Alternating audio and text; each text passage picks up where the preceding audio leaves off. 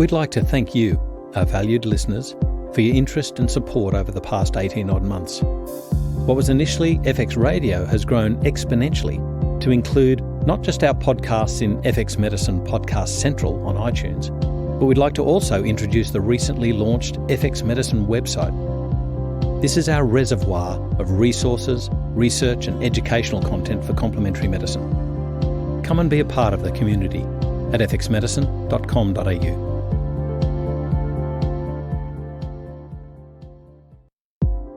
Hi, this is Stacey the Baby Maker Roberts, and I would love for you to join me in February, our seminar going from unexplained to pregnant. This seminar will help you assist more of your patients by providing you with practical, clinically proven advice on all aspects of unexplained fertility issues, and I can't wait to share it with you. I look forward to seeing you in February, and to register for this event, please go to bioceuticals.com.au and click on the Education tab. See you there.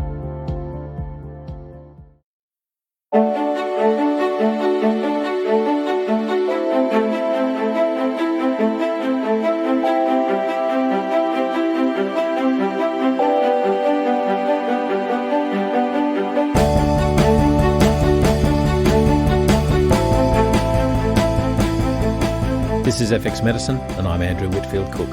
And joining me on the line today is Justin Sinclair, who's a practicing naturopath, author, consultant and lecturer specialising in herbal medicine and phytochemistry. Justin spent much of his younger years travelling and learning from different cultures about their ethnopharmacological uses of various plants, which led him to formal study in the CAM field in his 20s, and after completing a Bachelor of Health Science in Naturopathy with the University of New England and diploma-level studies in herbal medicine, naturopathy and nutrition with ACNT in 2002, he went on to study the Master of Herbal Medicines with the Sydney University's Faculty of Pharmacy, graduating in 2004. Key areas of study in this program were analytical phytochemistry, pharmacognosy, toxicology, pharmaceutical technology and medicinal botany. He's published on the topics of pain management and herb-drug interactions in peer-reviewed text, and has held Executive Director and Examiner positions on the Board of Directors for the National Herbalist Association of Australia, that's the NHAA. Justin has had a research interest in medicinal cannabis for the last 6 years, in particular the endocannabinoid system, constituent synergy, i.e. the Entourage Effect, novel drug delivery systems for cannabinoids and terpenes, and the use of medicinal cannabis for pain, anxiety and immunomodulation. And Justin today joins us for part 2 of our talk on the various uses of the cannabis species. Welcome, Justin. Good morning, Andrew. Thanks for having me back. Justin, I learnt so much in our chat last time, and today I want to delve more into the phytochemistry, pharmacognosy aspects. But I think first we need to sort of look at which species we're looking at, and indeed which cultivars. Is that right?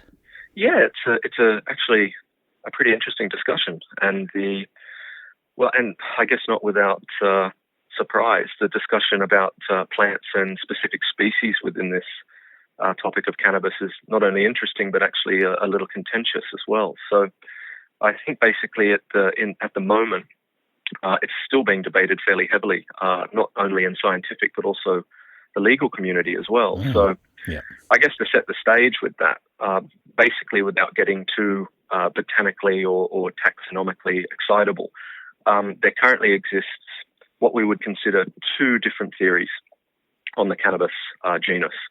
So this is in the first instance, whether it's monotypic, or which is a single species, or whether it's what we call polytypic or multiple species. So we've got this model of either the polytypic model or the monotypic model.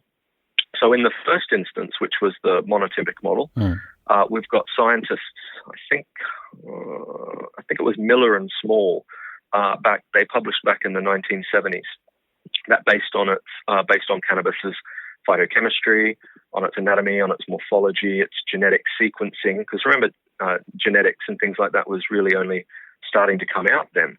But they actually believed strongly that it was just a single, highly polymorphic species. So there's that concept, remember, polymorphic just means that one species could exhibit a huge amount of biodiversity, genetic variation, adaptation, all those types of things. Yeah. So, not surprisingly, polymorphism is very common in nature, not just in plants, and something actually that we'll talk about a little bit to do with humans later on when we look at the endocannabinoid system. Mm-hmm. So, all of that sequencing, they thought that it was just one species. So then you've got, conversely, of course, in the later model, the polytypic model, we've got some academics, particularly in the last 10, 15 years, that are of the opinion that there's more than one species in the genus. And this all seems to have stemmed, if you'll pardon the botanical pun there, from work by French naturalist Jean-Baptiste Lamarck. And many of you in the herbal community would have heard of Lamarck, probably not as much as Carl Linnaeus. And this is the interesting... the interesting relationship here is that in, I think it was 1785, Jean-Baptiste Lamarck described what he thought was a different species from the original species descriptor of cannabis sativa, which was done by the legendary Carl Linnaeus in 1737. So he named the species cannabis indica, which is quite different, and we'll look at its morphology in a minute. But so he was basing his work on thinking he found a new species. And so this is basically where we've got this new polytypic model. Mm-hmm. So here we are now in 2015, and we currently believe that there exists about 3 different species within the genus of cannabis, but it just depends on which camp you follow. So we've got the cannabis sativa, cannabis indica, and cannabis ruderalis, and they're all exhibiting basically different morphological and chemical compositions. So the species that I'm more aware of from an illicit drug use point of view, Justin, is the cannabis sativa. But you're talking about cannabis indica, and I'm not even aware of that last species. Could you say that one again? Yeah, cannabis ruderalis. Well, I can take you through that if you wish. Yeah, please. Yeah, so cannabis sativa, which is just from that Latin sativum, meaning of the fields, it's probably one of the ones that's best known simply because it's probably, at least from archaeological evidence, the one that we've used the most. So as a species in growing in large plots and things like that. So cannabis sativa, quite different to the others. It's very tall, very branched plant, so it can get quite large. And because of that is largely why they've used it for fiber and seed and oil production. But it also tends to have a higher concentration phytochemically of CBD. Mm-hmm. So whilst it does contain other cannabinoids and a lot of different other active constituents, this tends to be one that's a little bit more CBD dominant. Whereas cannabis indica is more short, squat. Its leaves are quite different. They're not long and branched like a sativa. They're more short and squat and fat. And this plant typically has very, very dense and firm inflorescences. So the botanical term inflorescence is just many little flowers. And I guess colloquially, this is the medicinal part that's used. These are the buds, I guess, if you will. So these really compact, dense, firm inflorescences, and they have a much higher THC concentration. So this makes them a little bit more sedating and hypnotic. Whereas the last one, this cannabis ruderalis, so this is quite a different species altogether than the other two. And it's usually got a fairly weak pattern of cannabinoid distribution. So it doesn't make it very useful medicinally. But on an interesting note, so it is what we call an auto-flowering species. So this basically means that it's not like the others. I guess to cut a long story short, cannabis is a pretty unusual plant because it undergoes heavy vegetative cycles or veg cycles. And what I mean by this is that it puts out large amounts of leaves to increase its photosynthetic capacity and the production of energy during the longer daylight hours of spring and summer. So it's kind of like maximizing on that. It puts all of the solar panels out that it can to maximize as much energy so it can concentrate carbohydrates and make all the chemistry that it needs. And as those daylight hours then drop, as it goes into autumn, this actually triggers the plant to flower. So this is, of course, quite interesting because this allows for cannabis ruderalis to autoflower, and whereas the others don't. So where we've got very, very concentrated and strongly regulated amounts of daylight that trigger the cannabis sativa and cannabis indica, many of the cannabis ruderalis species basically just automatically go to flower after 90 days. So this is quite interesting for particularly those that, and I'm talking more in other countries, that are home growers. So they maybe live in areas where daylight hours are not as variable. Oh, I see. So it's really, it's that dual daylight hour. So this is kind of where the understanding of this daylight distribution and how the plants use it is quite interesting because, with almost every other plant species that we know, they put their flowers out in spring and they maximize, for seed distribution in the late summer. Whereas cannabis is one of those very rare plants, at least the sativa and the indica species, where they actually do all of their hard work in spring and summer, and then basically just as it's going into the colder months, they will go to flower. So this what is basically lent itself to indoor growing because of the manipulation of the dual daylight hours that we've seen. So typically that indoor scenario where, quite frankly, a lot of medicinal cannabis is being grown indoors because it can be controlled and regulated very tightly. You've got about 16 to 18 hours of continuous light is basically going to be used for that vegetative stage of growth in that first instance. So they use things like high-pressure sodium lights and metal halide lights. Although, interestingly, on my last trip to the United States, they use and have started to use light-emitting diodes, which are becoming very popular because they produce far less heat and use a lot less power. But the light exposure then drops down to 10 hours for the flowering stage. So you can basically keep a plant literally for months and months and months and months if you needed to in a completely vegetative state, and they'll just stay there. And it's only when you drop the hours down to about 10 hours that it will automatically trigger those plants to then go into their flowering state. So sorry, two questions I've got for you there is, does that mean that the third species has its own internal regulatory system? And the other one was, what about light spectrum or spectra of various light sources? Yeah, that's a really good question, that last one. Not that the first one isn't, but of course the ruderalis is a really interesting one because what they've then done is trying to crossbreed it with sativa and indica strains. And so that allows for an ease of growing for some people. So for people that don't have the experience and, of course, the equipment, which can be very expensive, it does allow for people that are, maybe trying to, over in the United States, et cetera, grow their own. It just goes into auto-flowering, particularly if they're in other latitudes where they're not getting that nice full 16 to 18-hour spectrum. So it's an interesting area of plant genetics where they are breeding the ruderalis into others to make it easier to just, ease of use for growing. But that other question is a really good one when we start looking at the light spectra. So, of course, the ones that are probably have been used most in the past was the high-pressure sodium and the metal halide lights, and they use the different lights at different growing times and for flowering times.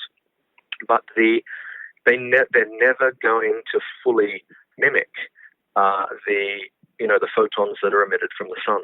And so we do tend to see some slight active constituent changes in distribution when it comes to those that are growing outdoors as opposed to those that are growing indoors.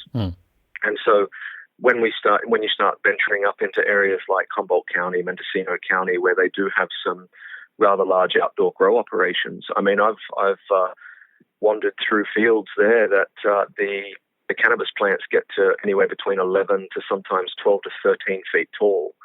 And it's because they're just getting bombarded with what they're designed to utilize. Yeah. The best that things like high-pressure sodium, metal halide, and LEDs do is mimic nature.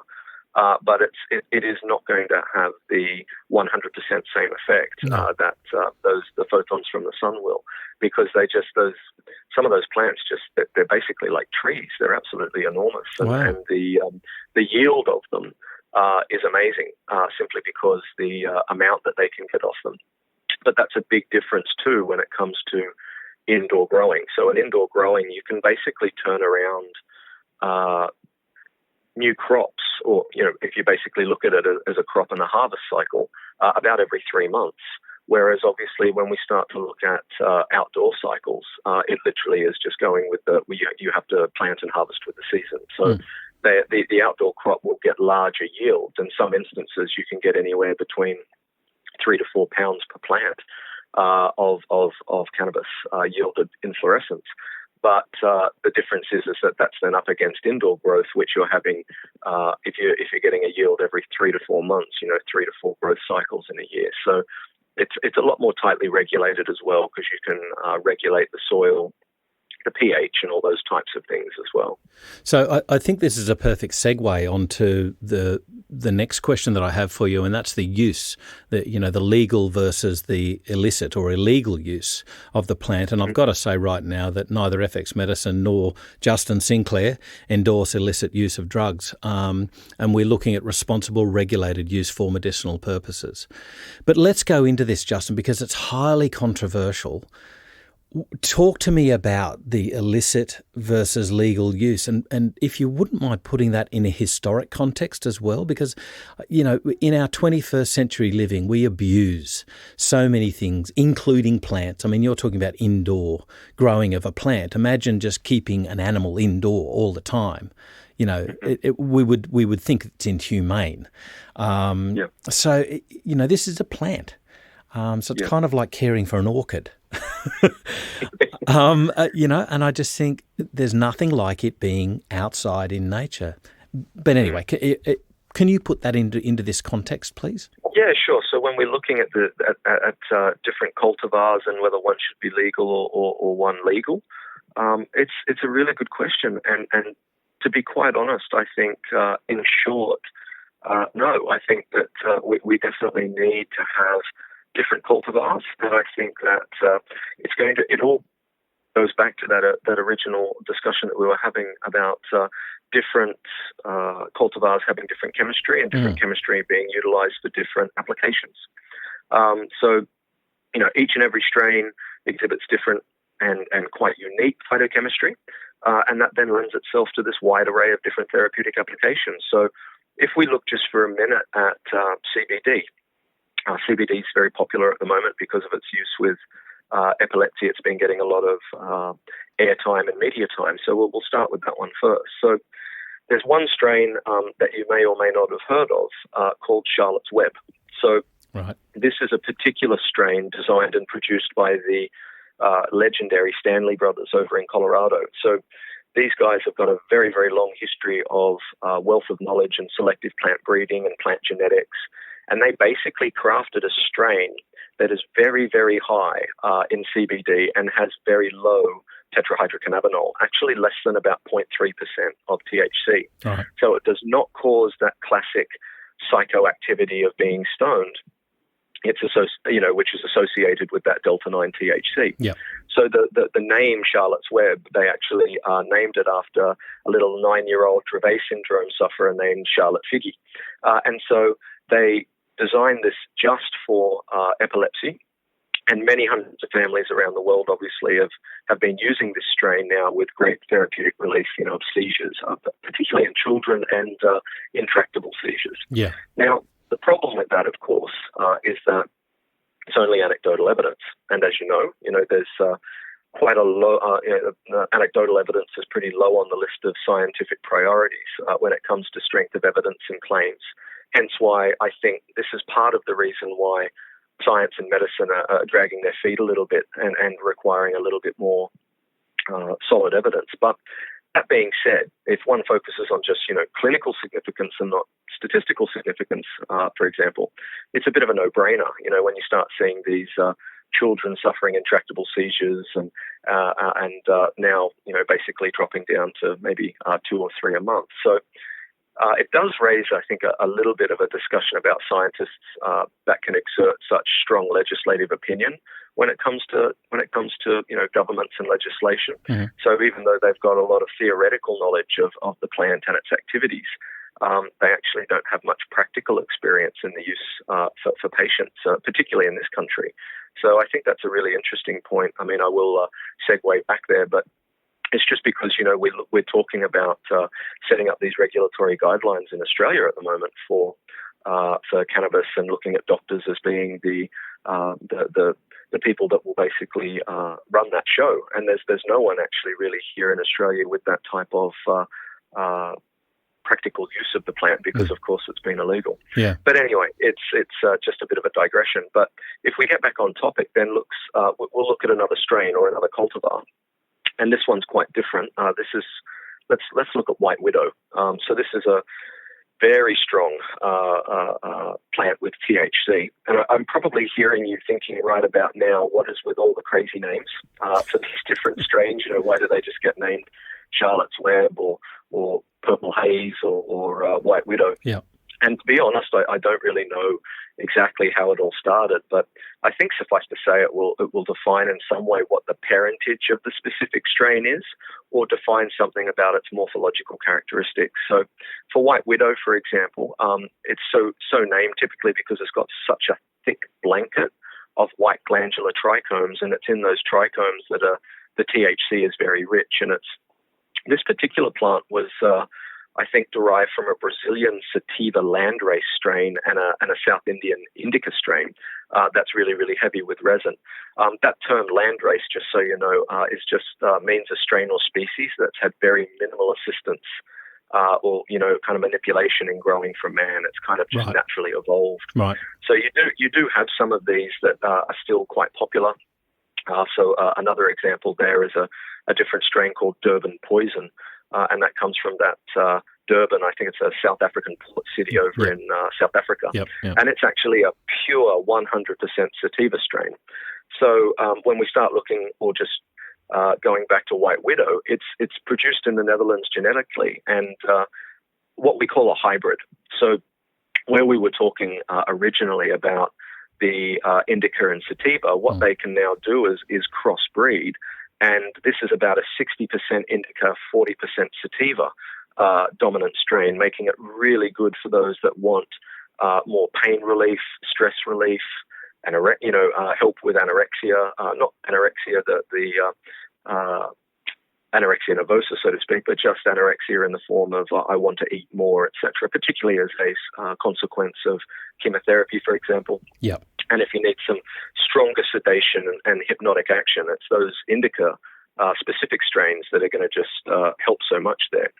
Whereas the sativa typically has a little bit more of a euphoric, uplifting, creative side to things. So people, what we tend to see over in, particularly in the United States, is that some people will use sativa strains during the day, so they will higher in CBD, a little bit lower in THC, so it has that euphoria. They're still getting their meditation because the CBD's got the strong anti-inflammatory actions and immunomodulatory actions there. So that gets them covered through the day. They can still be functional. They can hold down a job with no or little psychoactivity, and then they can get home and get ready for bed, and they can take something that's a little bit more indica specific, and that will help with those sedation, hypnotic, and analgesic actions. So it's a really interesting thing where we kind of have that discussion of that we've got many different strains for many different things, and it's just like the old analogy of having many different types of dog, and some are more useful for different tasks than others, and particularly when it comes to the different strains of medicinal cannabis. So what about the sort of legal or illicit use versus legal use? Obviously, this has got to be regulated, and by what you're talking about, very tightly.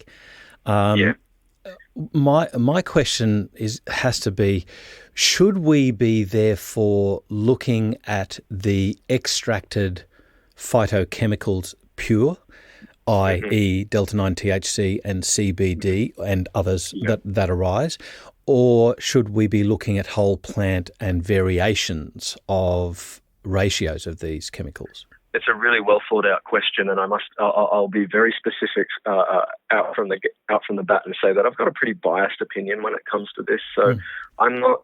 I must admit I'm not a huge fan of isolated plant extracts and single active ingredients, but I can talk through why. I mean, look, there's Sativex and or Marinol, all these different drugs or pharmaceutical, basically drugs, where they're just extracting various plant cannabinoids and using them in clinical trials. Now, those clinical trials are still showing a lot of benefit. I'm not speaking ill about that, because they do work. Even Epidiolex is one that they're using for seizure disorders, which I think is just CBD specific.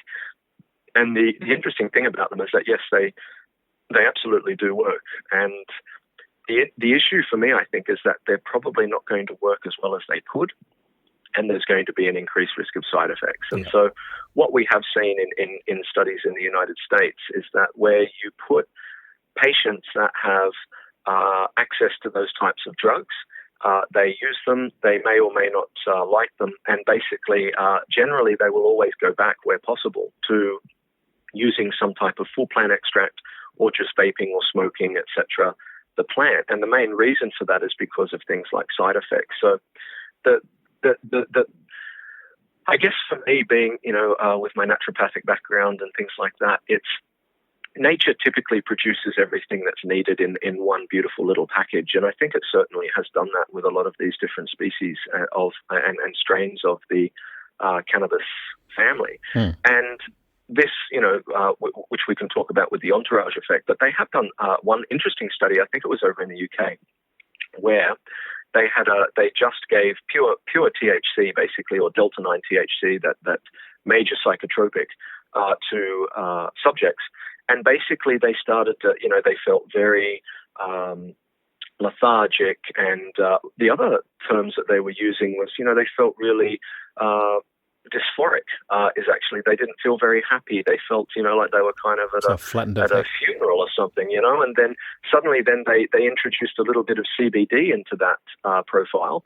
And within 15 minutes, they're giggling like schoolgirls. Right. And so this kind of the need for what they call that herbal synergy, or that entourage effect, I think is going to be much more important than scientists are probably realizing at this point. So I must admit, I understand why particularly governments and regulators and researchers and doctors all want to use something like a single active ingredient, because that's the way they've been brought up. That's what they know. It's easy to control when it comes to studies, and I completely understand that and respect that. But what I'm trying to just get across, I guess, is that for me, I don't care so much about statistics. I'm not a really big, statistically significant guy when it comes to this. I think it's much more about clinically significant statistics and whether the patient is feeling better or not, because quite frankly, for me, that's all that matters.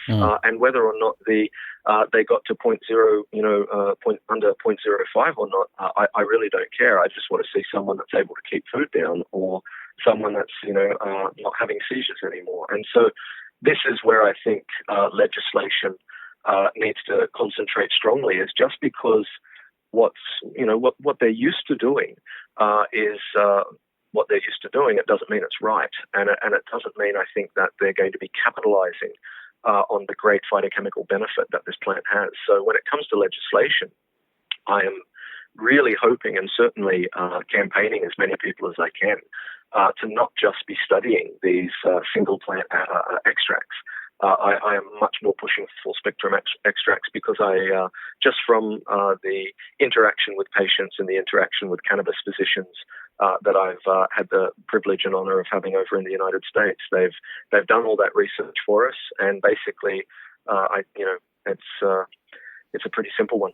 There's a couple of points I just wanted to make, and I think the first one is you mentioned that these anecdotal reports are very low on the spectrum, if you like, of scientific robustness. Yes. But at the very least, this shows a proof of concept for more robust scientific investigation. So that's one point, that we have at least now a plethora of case histories whereby they've got something to jump from. So that's number one. The second one, though, is I think this is a perfect segue to talk about the phytochemistry and the pharmacognosy of this plant, because it's a warning to those people that are looking for any herb at standardising to one supposed active ingredient. This is the perfect example where there's at least two and probably more. So let's go into the phytochemistry, because there's also, apart from the THC, the tetrahydrocannabinol, and the CBD, the cannabidiol, there's also the terpenes. And they're just three. So I'm going to leave you, because this is your true expertise. Can you go through this complex phytochemistry for our listeners? Yeah, certainly. So this, I think starting out from the get-go, the thing that we need to understand is that, this plant is incredibly complex. We're not talking about here like, we talk about plants like echinacea and things like that, and we understand that they're amazing plants. They contain 50, to 150 different active constituents. But the simple fact is that this particular plant, depending on what source you read and from what journals, it's basically accepted that cannabis has over 400 different phytochemicals within it. So, I mean, just kind of let that number sink in and percolate for a minute, around your neurons. It's a huge potential for therapy. There's actually more recent studies that are suggesting that, or one author, I remember reading a paper that they believe that over 700 different chemicals exist based on different strains. So it literally can go to the specific strain or cultivar that you select, can have higher or lower variability of phytochemistry. So this is, it doesn't matter whoever is correct. What we know for sure is that at least at the moment, about 70 of these between 400 to 600 different chemicals are what we call phytocannabinoids. And they basically form the basis for most of the therapeutic actions at the moment that people are familiar with. So I'm going to get a little bit crazy here with some phytochemistry, so don't freak out too much. But when we talk about phytocannabinoids and what they are, they basically, in a nutshell, kind of start out their life as a love child between geranyl pyrophosphate and olivetelic acid. And this forms cannabigerolic acid, which is known as CBGA. So this is in the plants themselves. And then this basically gets broken down into one of four different major products. So from these, basically, cannabinoids are, for lack of a better term, they're kind of terpenophenolic compounds derived basically exclusively from the glandular trichomes of the plant. So remember trichomes from that trichos, meaning hair. So those little, they look like little tiny hairs or glistening crystal hairs that are all over the inflorescence of the plant. And so those glandular trichomes are packed full of these cannabinoids. Right. The interesting thing about the cannabinoids themselves is that they exhibit a really strong lipophilic nature. So that makes it easy for them to permeate across membranes of pretty much most cells, and also exhibit their ability to cross the blood-brain barrier very quickly, which makes it really useful. The central nervous system is a really useful target for therapy. So many of these cannabinoids exist in the plant largely as acids, which many people probably didn't know about. So these cannabinoids existing in this acidic form, they undergo a process called decarboxylation. We kind of touched on that last time we talked. So whenever they're exposed to heat or to drying. So, for example, tetrahydrocannabinolic acid, which is just shortened to THCA, is the precursor compound to delta-9 tetrahydrocannabinol, which is the psychotropic component of cannabis. Mm-hmm. So if you were just kind of tiptoeing through the tulips and wandering through a beautiful cannabis plantation and pulled a nice big inflorescence of a plant off and just ate it right there, you would certainly get some therapeutic benefit from the acidic form of the THCA, but you wouldn't get high, so to speak, because no decarboxylation has taken place. So basically, what that means is that in its acid form, the THCA, it cannot bind with specific cannabinoid receptors in the body. So the key doesn't quite fit the lock, if you get my meaning. Yeah. So we need to dry that herb out. We need to apply some heat to it, generally between about 120 to 150 degrees Celsius for anywhere between 20 to 40 minutes, depending on what temperature you are applying it at. If you're cooking with it, or simply just combust it by smoking or vaping it. And the carboxyl group that's attached to that THCA starts to basically vibrate at a really, really high frequency, and it just breaks off, and that releases effectively carbon dioxide. So those carboxyl groups chemically, you guys would all remember, are just those COOH groups. And once they break off, now the key fits, and it can fit and lock into our own endogenous cannabinoid receptors. So it's not just, your THCA and THC that's an example there. CBD, which again, a very interesting therapeutic cannabinoid and non-psychotropic, which I think is making it so attractive these days. That also exists in an acidic form. So that's a CBDA, or what they call a cannabidiolic acid. Mm-hmm. And that's, I think, C22H30O4 structure. So really high carbon. I believe you. And yeah, okay. Yeah, that's a really high carbon structure. So that acid form also needs to undergo decarboxylation. So it's really, really important to understand how to use the plant properly to get the different things that you want. So you've got, obviously, there are other phytocannabinoids. It's not all about your classic THC and CBD. You've got things like cannabigeravarin, which is your CBGV, cannabigerol, CBG. You've got cannabichromene, which is known as CBC, cannabivarin. The list just goes on and on. And then we get down to, the terpenes. And this is really exciting, I think, because a lot of people that may have or may not have, smelt marijuana at any time, it's generally all the different smells that are characteristic of all the different strains is largely being laid down by their terpene profile. So when we look at these terpenes, they're expressed and synthesized also in the glandular trichomes of the plant. And roughly they've identified currently about 200 different compounds that have been identified just in this class alone. So, we look at the cannabinoids as being very interesting, and of them being about 60 to 70 at this point, maybe more as we study the plant more. But there's already roughly about 200 just in this in the terpene family. So these include your monoterpenes, your sesquiterpenes, and your diterpene compounds. So all of those different flavors and tastes of cannabis are basically attributed to these. And they also, though, confer very important therapeutic qualities. So we've got things like your classic monoterpenes. So examples of this are like your alpha-pinene, limonene, beta-myrcene, linalool. Just for those of you that might have been a while since you took pharmacognosy, just remember that your monoterpenes are basically two isoprene units that are based on 10 carbons. So they're pretty common terpene found in cannabis oil. So mono basically is just 10, and then you've got your sesquiterpenes, which have 15 carbons, which are 3 isoprene units. What's a good example of that one? Humulene or beta-caryophyllene, they're good examples of the sesquiterpenes. And then you've got, finishing up with the diterpenes, of course, which are about that 20 carbon group structures. But, I mean, we've only talked about cannabinoids. We've talked about the terpenes, but there's tons others. I mean, we've got the flavonoids. So the flavonoids, of course, which many herbalists and naturopaths are very familiar with and how important they are.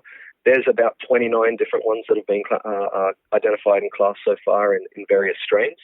And we break them down into either, I think it's flavone or flavanol classes, so things like vitexin, camphorol, quercetin, luteolin, apigenin, all of these classes kind of shining through there. And then you've got, all of the others that I guess are not as interesting phytochemically, but they certainly might be as we study them more. So we've got carbohydrates, there's lots of fatty acids, of course, phenols, phenolic glycosides, there's alcohols, aldehydes, ketones, esters, vitamins, coumarins, phytosterols. I mean, this plant, literally, the variance in chemical constituents is just incredible.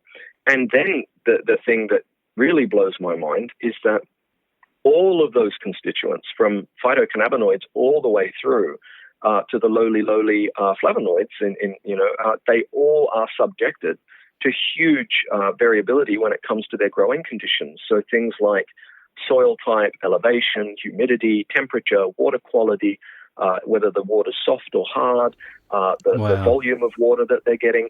All of this will impact on the phytochemical spread of the different strains of cannabis. You know what, though? Like, I can see medical regulators just shuddering at what you've said, just shrinking into a corner and gibbering. But you know, to put that into a context, I mean, we come across this every day. We eat lettuce. We have onions. And these plants also are subject to variance in growing conditions from our farms, you know, which are taking a battering at the moment with the drought, and yet we'll go into floods and things like that. So there's always these variances in soils and for every plant, indeed, every living thing on this earth. Indeed, and it's so true. You know, like, I get that this could become just burdensome when you're looking at over 400 chemicals that have potential medicinally. What's interesting about what you said about the terpenes is, you know, the different smells that we get, and how does that interact with our immune system? Are the terpenes the immune sort of, dare I compartmentalise these, but are the terpenes the sort of more immune active ingredients? Not that we know of yet. I mean, the research, of course, when it comes to the terpenes is, I guess, early days, basically, because so many people have just been concentrating on the benefits of the cannabinoids. And so we really are trying to learn more about the terpenes and the role that they play. They're certainly medicinal. There's absolutely no doubt about that. They're you know, everything from anti-inflammatory all the way through to exerting actually very strong antimicrobial actions and things like that. So they certainly have a very important part to play. I guess mostly that what do we know of currently when it comes to immune modulation and things like that? It does tend to be a little bit more kind of the CBD at the moment, which is kind of gaining that flavor of being quite a good immune modulator or useful for that. But it's just the fact is that not a lot of research is being done in the terpenes at the moment for that, and I think it needs to be done. And the terpene class, when it comes to cannabis, I think is what we're going to see in the next probably 5 to 10 years, and we are already starting to see it, is that they are far more important than we probably realize. And you know, from olfactory, there's been so many numerous studies now that are showing that the olfactory senses do have a ability to regulate, particularly the nervous system, down-regulate it in you know, with anxiety and things like that. They're burning different essential oils in dementia units, and it's reducing agitation. So the terpenes as a class, I think, they're kind of like this unfounded medicinal class that has kind of been left by the wayside because everyone's worried about the cannabinoids and learning more about them. But I think what we'll see then is that, because we already have seen it in herbal medicine about how important the terpenes are in various different plants, particularly for the antimicrobial plants, you know, but I think it's going to be a booming research interest in years to come. Absolutely. One other point that you made, you know, about the flavonoids, I just think it's interesting. And again, I don't want to compartmentalise or oversimplify flavonoids, but you know, you mentioned flavonoids as this you know, constituent, as these constituents. Forgive me. But interestingly, even herbs like St. John's wort, which are used for depression, and we used to think, it's the hyperforins and the other chemicals. Now they're sort of wondering if there's an important aspect of the flavonoids having an antidepressant effect. So it's just really interesting how herbal medicine's evolving.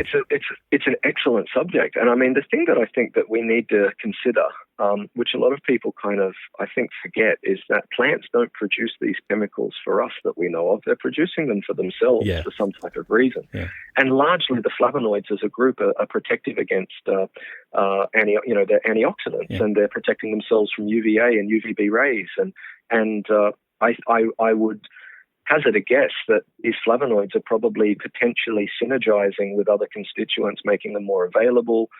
We just don't know. But I think that, the flavonoids are, you know, that we know as a class that they're wonderful for, you know, reducing inflammation and they have, reducing LDL, all sorts of, of different very, very important therapeutic applications.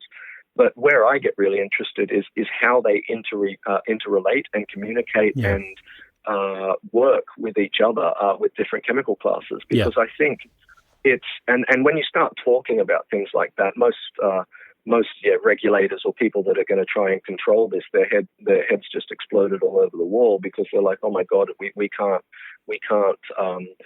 tighten this. We can't, grow it to very, very strict control. And the answer to that is that you can. But my question is, do you want to? Yeah. Because I think, there are going to be all these different strains that we can use, but we don't want to stop breeders and genetic programs, these, particularly the breeders in Humboldt County, Mendocino County, that what they call the Emerald Triangle over in the United States. They are the people, and the the plant breeders over in Netherlands and places like that in Amsterdam. They're the people that are basically allowed for medicinal cannabis to shine as it is now. And I don't think that we need to be restricting growing, because I think the next cures for different conditions could just be around the corner, depending on what strains they crossbreed. It's a really interesting field. Talking about regulation, though, from your conversation a little bit earlier, should regulators also be looking at regulating extraction methods? Because you were talking about different heating and drying aspects. Yeah, look, that's a very important point, and I think that we can regulate for quality control, and I think that that's probably one of the most important things. We need to look at quality control and quality assurance mechanisms so that patients can get the same medicinal therapeutic benefit every single time that they're buying a certain strain for their different conditions. But then we've got to actually look at the different dosage forms. And whilst in part one, we talked about vaping and edibles, and we talked about all the different ways you can take it, you can actually extract and use different extracts, and that can have profound effects. And this is where we start going into, well, I guess the discussion about cannabis oil is probably a good time to have that now, because this is something that I'm actually seeing a lot of people get very confused about. So, for example, remember when I said that cannabinoids are very, very lipophilic? Mm-hmm. So they dissolve very, very well in oil. And so this is one way that a lot of people use it. So they make edibles, in butters and things like that. And it's a great way for these cannabinoids to transfer over and then be biotransformed and metabolized by the liver after about 45 minutes to an hour. But, so it's a slower onset, but generally a little bit longer. And depending on the makeup of the plant, might actually be a little bit stronger, but certainly not as quick as if you're, smoking it or vaping it. So what happens is that you can literally use things like coconut oil and whatnot and just dissolve decarboxylated cannabis into the oil, and then try and work out some type of individual titration for the dose for the patient. And I think this concept of titration is probably one of the areas that is confounding most people, because what people aren't realizing is, and particularly in the doctor model, of course, in the medical model, is that they're so used to prescribing a drug at a certain set dose and it's going to apply to everyone.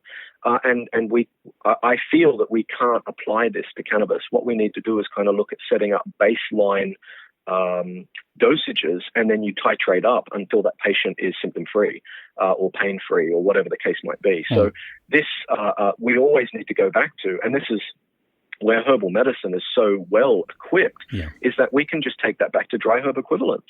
We can just sit there and basically quantify by input how much how much dry plant inflorescence you put in, and then quantitate that to a dry herb equivalence and use that as the model for titration to dose up or down for patients. So, as Confucius say, don't use cannon to kill mosquitoes. So you start really low and you titrate up until that patient is getting the medication that they need. And so this is probably what's confounding regulators a little bit, because they're just used to, something like Nexium. It's 20 milligrams or it's 40 milligrams, and that's just not going to apply for everyone because all of their needs are different.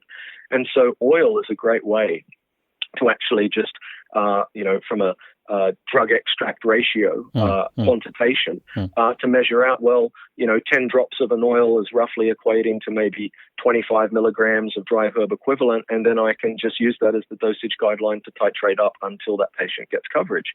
So a lot of people are using CBD or CBD-rich strains in oils, and then they're actually incorrectly calling it, I guess, cannabis oil. And cannabis oil was made famous by Rick Simpson. And this is quite a different creature. So this type of thing which they're using, and you're probably looking and seeing a lot in the media about this, is, being able to potentially be useful for the therapeutic amelioration of cancer and various types of cancer, from lung cancer right through to different gliomas and brain cancers and things like that. So right. This is a different creature altogether. So what we're actually talking about here is the pure oil that you are extracting out of the plant. You are basically extracting the pure resins out of the plant, and you use basically different solvents to do that. Right. So, there are a lot of people that are using, particularly over in the United States at the moment, they're using things like isopropyl alcohol, hexane, all sorts of, I think, rather nasty types of solvents, which can be quite damaging if there's residue left in the finished product. And I prefer, I think, ethanol or critical CO2 extraction, I think, are the two best because they're the two cleanest. But the problem is that it's very dangerous. You're literally putting up to large amounts of cannabis into a solvent like ethanol, and then you're allowing it to extract for between 3 to 5 minutes and stirring it and agitating it, and then you're literally straining it and then evaporating it off. And I don't know if many people have actually seen pure ethanol burn. It burns blue. It's very, very hot. And if you have any type of even electric device or open element or flame while that's evaporating, because it should be evaporating off at about 78 degrees, right. It could explode and cause burns. So it's a very, very dangerous thing, and needs to be done, I think, by people that actually know what they're doing. And so I completely agree, going back to that question, where it shouldn't, regulation is not just about whether or not the plants are grown to high quality control and things like that. That's of course a given. That's very important. But the thing is that if companies start manufacturing different types of oils for administration, particularly the THC rich cannabis oils, which are just pure resin basically, then they need to be not only made to such a standard that there's quality control and you can be able to measure, is the THC to CBD ratio 2 to 1 or 4 to 1, so that you can get guaranteed therapeutic efficacy for the patient. But you also want to make sure that the residues of the solvents is within a safe limit. Yeah. So that's another important point. So I think that the government needs to regulate for that as well.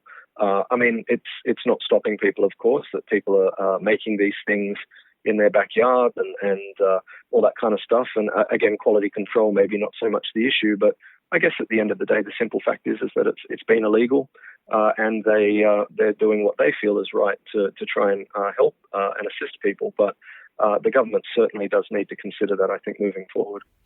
We haven't really spoken about a whole system in the body called the endocannabinoid system or the endocannabinoid system.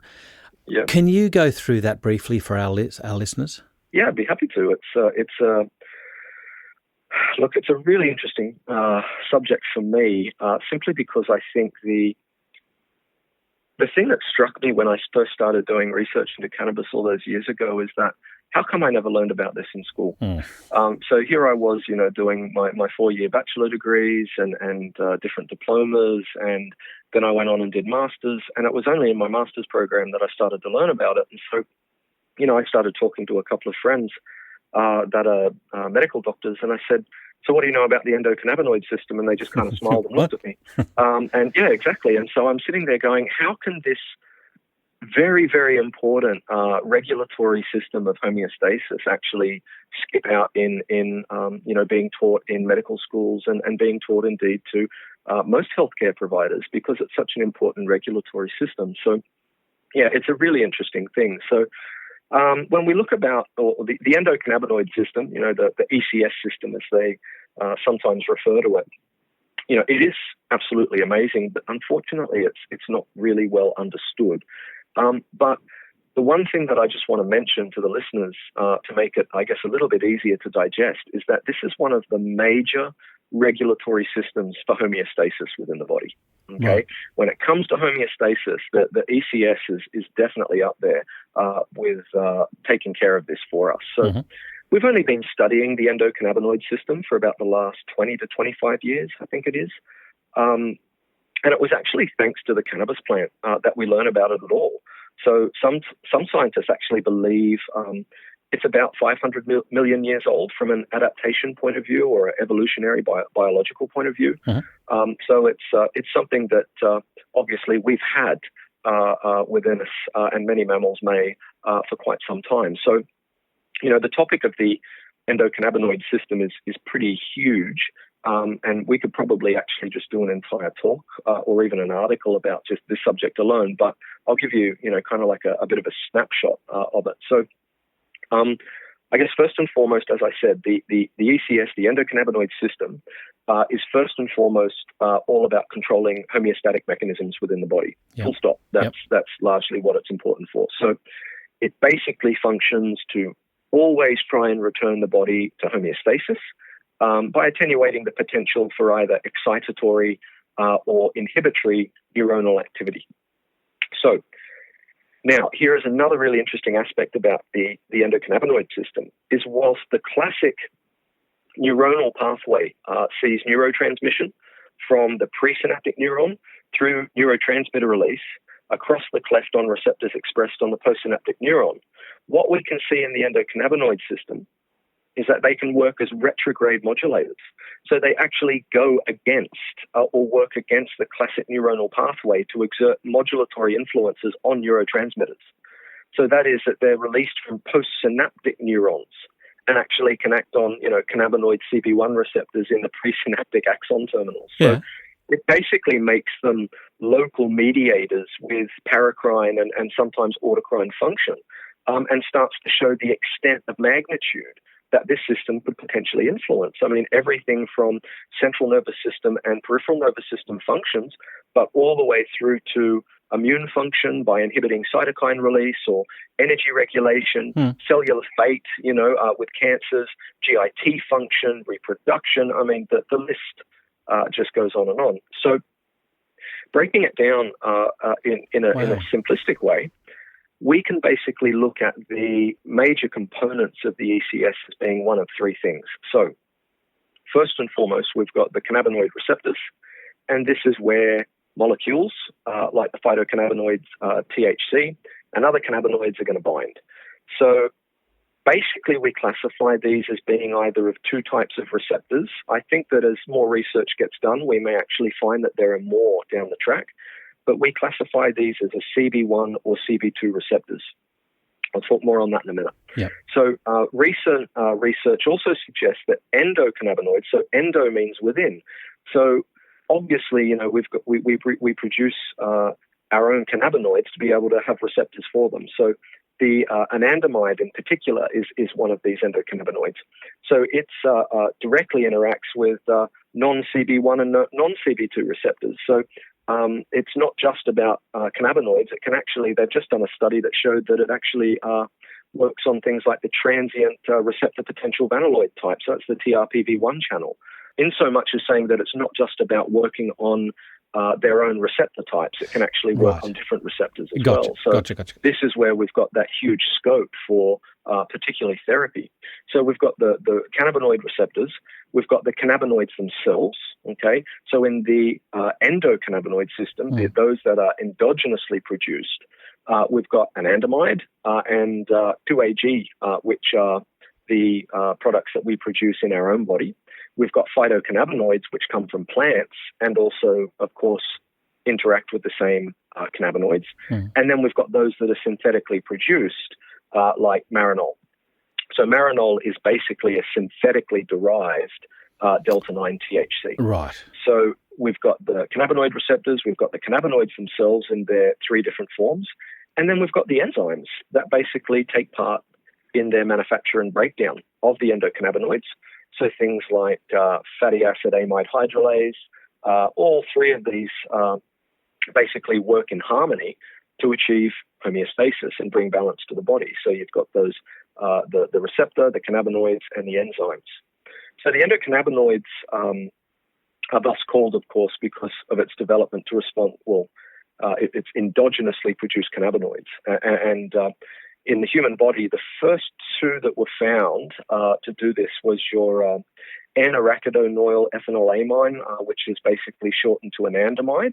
So anandamide is derived from the Sanskrit word for bliss, and many people that have had it would probably agree with that. Yeah. And then you've also got your 2-arachidonoyl glycerol, which is your 2-AG. And these were both found to interact with our own cannabinoid receptors, particularly these CB1 and CB2 receptors. So now I said I'd get back to the receptors. So we've got our CB1 and CB2 receptors. And the interesting thing about these receptors, at least to those of you from an anatomy and physiology point of view, is that they belong to a class of what we call G-coupled receptors. And they were actually first identified around about, I think it was 1990. And they're obviously really important for neural pathway regulation. So I actually read a study that suggests that these G-coupled receptors are expressed at higher prevalence than all of the dopamine, noradrenaline, and serotonin receptors combined, even being, I think, 10 times more prevalent than opioid receptors. But anyway, I'm digressing again. But it just goes to show you, how diffuse the endocannabinoid system is. It's absolutely massive. So anyway, de toute façon, getting back to it. So CB1 receptors are the classic psychoactive receptor. So these are the main target for things like your delta-9 THC, your tetrahydrocannabinol. And it assists in things like regulating pain, regulating seizure threshold, nausea control, also exerts a fairly significant regulatory control by regulating the levels of neurotransmitters in the brain.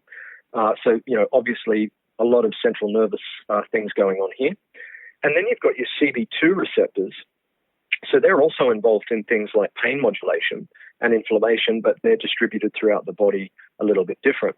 So where your CB1 receptors are mostly found in the central nervous system, particularly in regions of different concentrations, from the basal ganglia, frontal cortex, cerebellum, amygdala, hypothalamus, your cortex, and the hippocampus. So hippocampus, obviously, where we do a lot of learning and things like that. So this may be sometimes why some people suffer from short-term memory if they're using it maybe a bit too much. But interestingly, for all of those areas that I talked about, there's almost zero, distribution in the brainstem. So in the midbrain and the pons or the medulla oblongata, which is why it's, incredibly unlikely, or, the amount that you would need to overdose from the cannabis plant is, I just don't think it's going to be possible because there's none of that brainstem activity there. Whereas CB2 receptors, these are more peripheral nervous system, GIT, diffuse through immune tissues, cells such as your thymus and spleen, basically exhibiting this kind of immune system modulatory activity. So small amounts are also found in the neuroglia, but nowhere near the same amount as the CB1 expression that we see. So does CBD act more on the endocannabinoid 2 receptors? Well, there's still being a lot of studies based on this, so they're actually finding that it can work on other receptors as well. So it just opens up, as I said. I think if it does anything that shows the listener just how epic this system is for regulating homeostasis, it's just one of those things where it's tip of the iceberg. I mean, we've done 15,000 studies on this plant, and we're still just getting to know it. Like if we were taking cannabis on a date, we just asked it what it did for a job.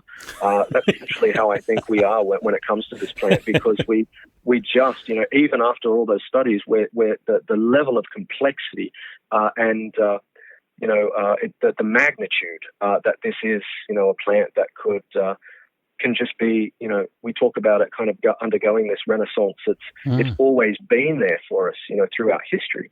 And it's coming back now with a vengeance because we've got science to assist us in developing our relationship with it. So, in regards to your question, it's growing. The research for CBD particularly is that it can interact with all sorts of different ones. But it's particularly with CB2 receptors, they're the ones that we're really interested in when it comes to immune or modulating activities. So things like immune suppression, induction of apoptosis. Now this is where it starts to become quite interesting for cancer. So induction of apoptosis, induction of cell migration, influencing regulation of inflammatory pathways. And I mean, this is, for many of you nuts and herbalists out there, you would understand that alkyl-amides from echinacea have been found to modulate tumor necrosis factor mRNA expression in human monocytes and macrophages via the CB2 receptor. And indeed act on the endocannabinoid system, Yeah, and so it's not just about cannabis here that interacts with the ECS. It's what we'll probably find is that a lot more plants do, and we're just we're getting to understand that. And so I think, I guess, finishing up with the discussion on the endocannabinoid system is that basically any change then in receptor density or expression through things like individual polymorphism, enzyme concentrations that could increase or decrease the breakdown or increase or decrease in endocannabinoid synthesis can throw this entire endocannabinoid system out of balance. Yeah. And so this is why it's incredibly complex and we need to research more on it. So remember when we were talking last time, Andrew, we were saying how you get those people that they've tried cannabis and they're just like, oh my God, that was awful, it's not for me. Yep. And so this is kind of where we get back to that individual polymorphism. It's not just plants and other creatures that can exhibit polymorphism, we do too. And so where we start to get people that have, they may be using really low doses of cannabis, they might actually have higher receptor activity and receptor expression, so that the body can make use. They basically manufacture more receptors to be able to make use of the smaller amount that you get, whereas someone that's smoking consistently will probably see a down-regulation of those receptors, and that's actually what develops tolerance. It's really, really interesting that from going back to that receptor, and then you've got the actual endogenously produced endocannabinoids or the phytocannabinoids, and then the enzymes that break them down. These are the three major interfaces that we can use to basically balance and modulate the endocannabinoid system. It's you're basically looking at how we can achieve homeostasis through these three different variables and factors. What about the use of cannabis fiber? Is that an oral, like a food source? Oh, look, that's become really popular lately, hasn't it? I mean, that's and we're seeing a bit of contention there too. They're even banning the cannabis proteins, or was it the hemp proteins and things like that. Right. Yeah, it's really interesting. I mean, studies are showing that it's quite a low allergy plant. So this is, obviously got a lot of different applications apart from medicine. So I mean, it's hard not to get excited about it. I mean, we largely probably grew this in the Neolithic period for its fiber, to make textiles and rope and all those types of things. So, when it comes to the low allergy fiber, they use it for clothing. And this goes back, as a textile and fiber for about 10,000 years. Use it as food and beverage, so things like, I think a third of hemp seed's weight comes from oil. So it's actually, really, really densely nutritious. And with the whole seed, I think actually contains approximately 25% protein. I read a study actually just yesterday showing that hemp seed actually has more omega-3 than walnuts, which is pretty impressive. So wow. You can definitely use it, to as a supplement and things like that. There are companies over in the States that are brewing beer and iced teas from it. If you're kind of keen on the taste, but from a farming perspective, the stalks and other residual parts that aren't used can actually be used as feed for animals and goats and things like that. So and clothing. Yeah, exactly. And then you've got the hemp can also be made into a biofuel. So biodiesel, because it does produce large amounts of oil. So that's a sustainable, reliable fuel source that can take our reliance on the highly polluting fossil fuels away. we can use it as a much better source for paper as well. And that's a big thing for me, because I think it's really interesting how being a naturopath and a herbalist, you kind of, indirectly also kind of have to be a conservationist, because what we use as medicines comes from nature. So I think that when we look at that, they've been growing hemp for paper for at least 2,000 years that we know of.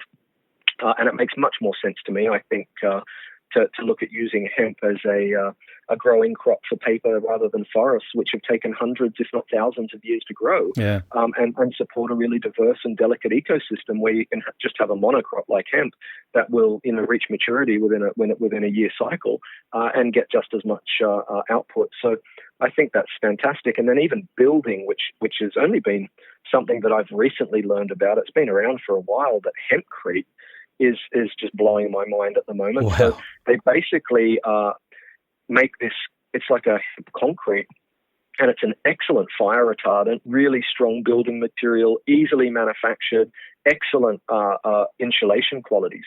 And this was, they've even been using hemp to make plastics quite strong. Back in the day, I think it was back in the 1940s, the Ford Motor Company apparently produced a car made out of hemp and soy plastic. And there was a picture of one of the, I don't know if it was Ford himself or one of the employees kind of taking to this structure of the car with an axe handle, and it was taking a bit of punishment. So It's not just about the medicine. There's so much else that's just so exciting. I mean, we're going to see a burgeoning industry, and already are in other countries. I mean, Australia's just been so slow on the uptake when it comes to the medicinal virtues, but everything else. I mean, in a country here's one thing that just blows me away. In a country where we're so worried about bushfire and we build out of wood, it baffles me why we continue. Your house burns down, you build the house again in the same area, and you build it out of wood. So, sure, you can use steel and things like that, but you could use,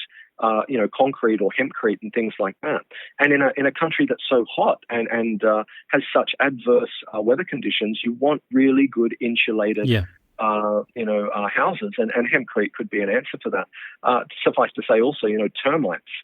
To try and reduce termite control, concrete and things like that, I think make much more sense. So, it's an interesting thing, not just in medicine. It branches so many different industries, and it's just it never ceases to amaze me.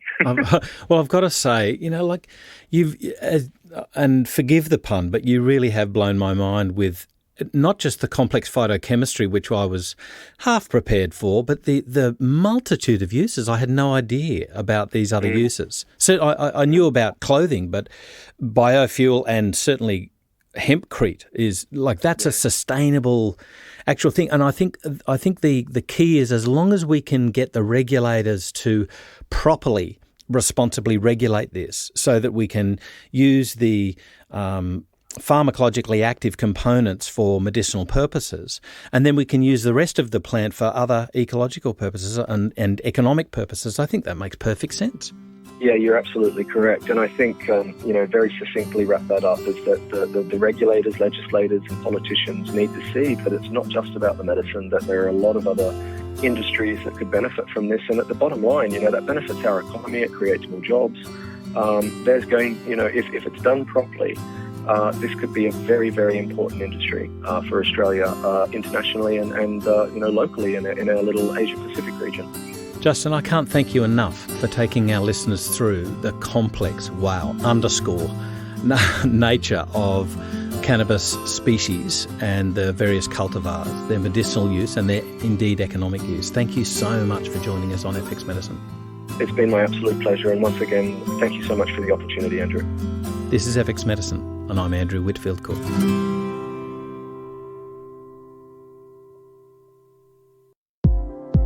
If you've enjoyed what you've heard today on FX Medicine, please engage with us and let us know what further topics you'd like us to cover.